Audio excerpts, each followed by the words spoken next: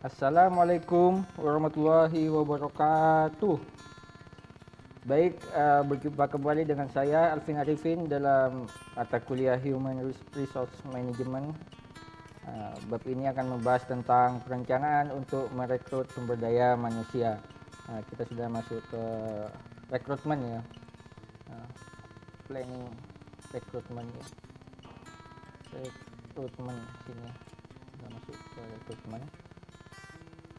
Oke, next.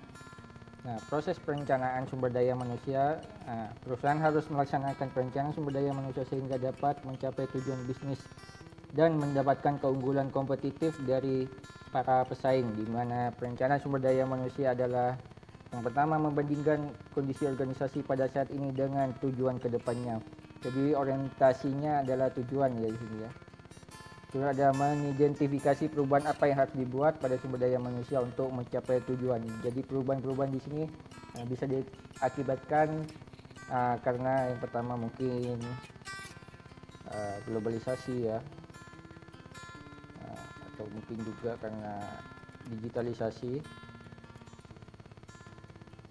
Digitalisasi di sini ini merupakan salah satu contoh lah, salah dua contoh kenapa kita harus menghadapi perubahan-perubahan yang mungkin akan terjadi di kemudian hari.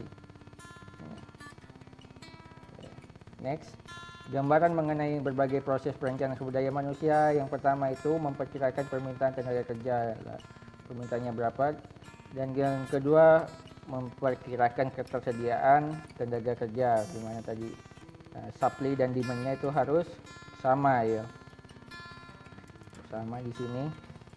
Jadi memperkirakan kelebihan atau kekurangannya, menentukan tujuan dan perencanaan strateginya.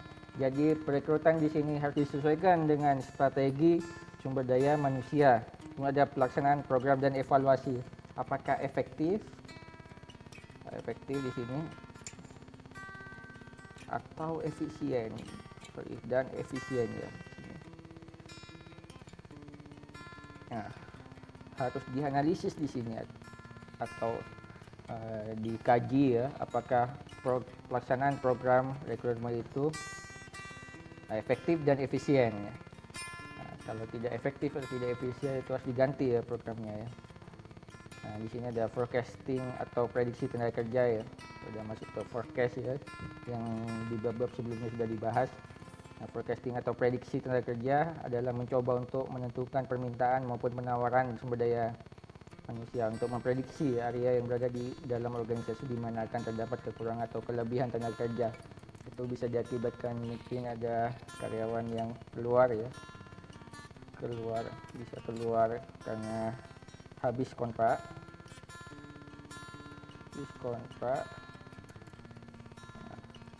atau juga bisa karena pensiun di sini, karena pensiun. Kemudian ada 3 langkah ya memprediksi, yang memperkirakan permintaan, kemudian memperkirakan persediaan, dan memperkirakan kekurangan dan atau kelebihan tenaga kerja. Jadi harus balance ya, antara tenaga kerja sama pekerjaan yang tersedia itu harus balance. Tenaga kerja harus sama dengan pekerjaan yang tersedia ya, agar efektif dan efisien.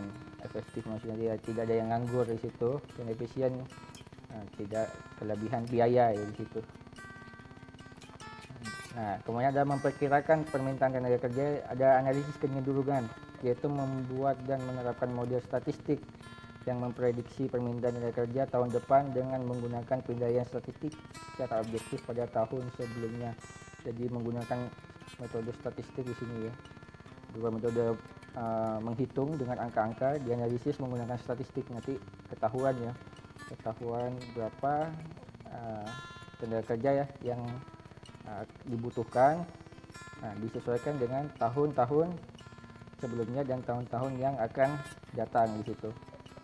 Ada indikator-indikator penting, yaitu tujuan yang secara akurat memprediksi permintaan tenaga kerja di masa depan. Jadi di masa depan harus juga diprediksi kebutuhannya. diprediksi, di forecast tadi ya, forecast di kira-kira ya, di kira-kira berapa kebutuhan tenaga kerja di masa depan agar organisasi terus berjalan ya, terus berjalan, tidak berhenti. Kemudian menentukan persediaan tenaga kerja dengan membuat daftar grafik peralihan kategori pekerjaan yang diadakan dalam satu periode, yaitu dengan menunjukkan jumlah karyawan dalam berbagai kategori di masa depan. Jadi di masa depan itu harus diprediksi ya, jumlah karyawannya akan keluar, diprediksi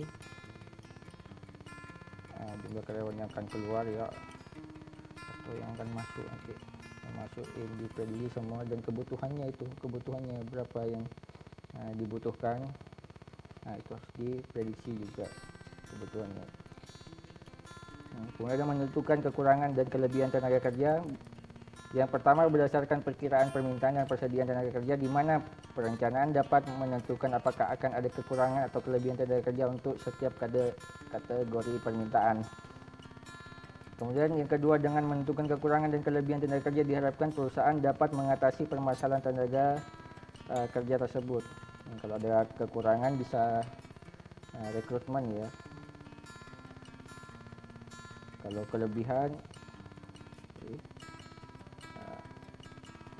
kelebihan itu bisa dikeluarkan atau dirotasi atau didegradasi atau diturunkan. Dirotasi bisa dialihkan ke pekerjaan yang lainnya. Oke. Kemudian menentukan tujuan dan strategi perencanaan. Yang pertama, tujuan perusahaan adalah memusatkan perhatian pada permasalahan dan menentukan ukuran dasar keberhasilan organisasi. Jadi itu outputnya harus jelas, berarti outputnya harus jelas, atau standar kerjanya.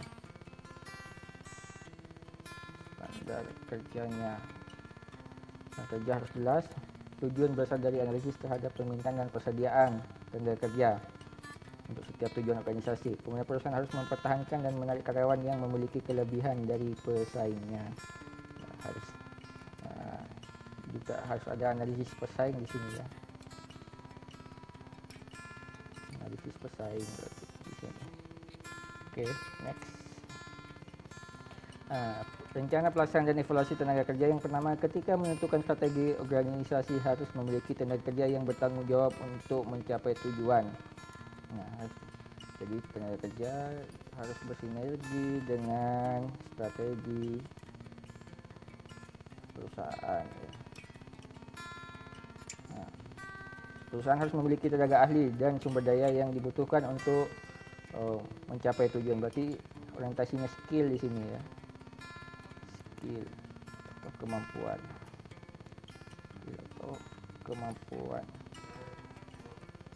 Kemudian laporan hasil kemajuan perusahaan harus dipublikasikan, harus transparan berarti ya di sini.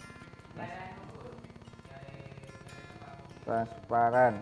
Kemudian ada evaluasi hasil tidak hanya melihat jumlah yang sebenarnya, tetapi juga harus mengidentifikasi bagian mana dari proses perencanaan yang memberikan kontribusi atau berhasil atau tidaknya perusahaan. Berarti terakhir harus ada evaluasi yang pastinya. Oke, rekrutmen. Peran rekrutmen sumber daya manusia adalah untuk menciptakan tenaga kerja baru yang potensial yang dapat memunculkan gambaran kebutuhan perusahaan. Merekrut adalah kegiatan yang dilakukan oleh organisasi dengan tujuan utama untuk mengidentifikasi dan memperkerjakan karyawan yang potensial. Di sini ada potensial ya. Disesuaikan dengan spesifikasi pekerjaan yang dibutuhkan. Disesuaikan dengan spesifikasi pekerjaan yang dibutuhkan. Di sini aspek-aspek dalam perekrutan tenaga kerja, ada pilihan pekerjaan di sini ya. Ada kebijakan personalia atau HRD, Human Resource Development ya. Ada sifat-sifat perilaku perekrut, sumber rekrutmen ya. Di sini ada pilihan pekerjaan, karakteristik lowongan kerja, apa saja yang dibutuhkan, spesifikasinya yang dibutuhkan. Ada karakteristik pelamarnya. Berarti spesifikasi pelamar kerja, kerjanya. Tapi sesuai dengan karakteristik pekerjaan yang dibutuhkan sama spesifikasi pelamar. Ini mempengaruhi rekrutmen ya. Dari sumber internal ya, rekrutmen, job posting adalah proses menyampaikan informasi tentang lowongan pekerjaan ya. Dari sumber internal, lowongan pekerjaan biasanya diposting pada papan pengumuman perusahaan. Apabila kita mencari sumber internal ya, agar menghemat biaya di situ. Pengumuman pada karyawan, internet perusahaan, tempat lain yang berhubungan dengan organisasi karyawan bisa diumumkan di serikat kerja misalnya, di suatu perusahaan. Ada sumber eksternal di sini. Melalui melamar langsung, melalui pemberitahuan langsung, iklan, surat kabar ya. Sekarang biasanya menggunakan media sosial biasanya.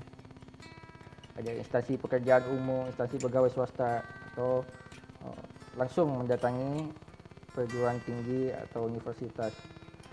Dalam kaitannya dengan fresh graduate di sini. Fresh graduate ya, jadi lulusan yang baru lulus itu, mahasiswa yang baru lulus langsung direkrut ya. Terima kasih atas atensi dan perhatiannya kita diskusikan di kelas. Saya akhiri, wassalamualaikum warahmatullahi wabarakatuh.